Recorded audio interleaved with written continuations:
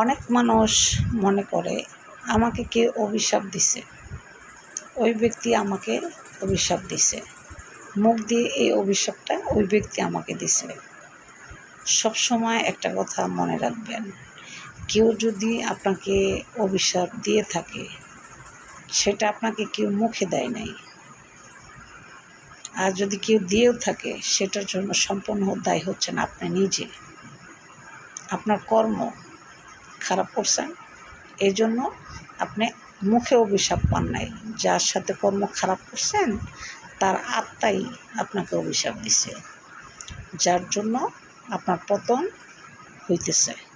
সবসময় মনে রাখবেন, মানুষের সাথে নোংরা আচরণ করা, খারাপ আচরণ করা, খারাপ বিহেভ করা, মানুষকে ছোট করে দেখা, এটা ভালো লক্ষণ না। ঠিক আছে?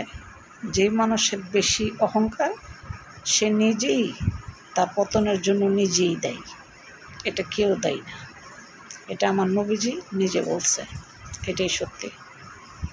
কিন্তু আমরা কি করি, আমরা নিজেরে দায়ী করি না, আমরা দায়ী করি অন্যকে, যে কেউ আমাকে অভিশাপ দিছে বলে আমি পতনের দিকে যাচ্ছি। না, আমরা যদি পতনের দিকে যাই সেটা আমার নিজের কারণেই আমি যাচ্ছি, কারো কারণে না। সবসময় মাথায় রাখবেন, হয়তো কারোর সাথে আপনি এরকম বিহেভ করছেন যার জন্য সে মুখে অভিশাপ দেয় নাই, তার আত্মায় অভিশাপ দিছে আপনাকে, যার জন্য পতন হচ্ছে আপনার। এর জন্য দায়ী আপনি নিজে, মানুষ না।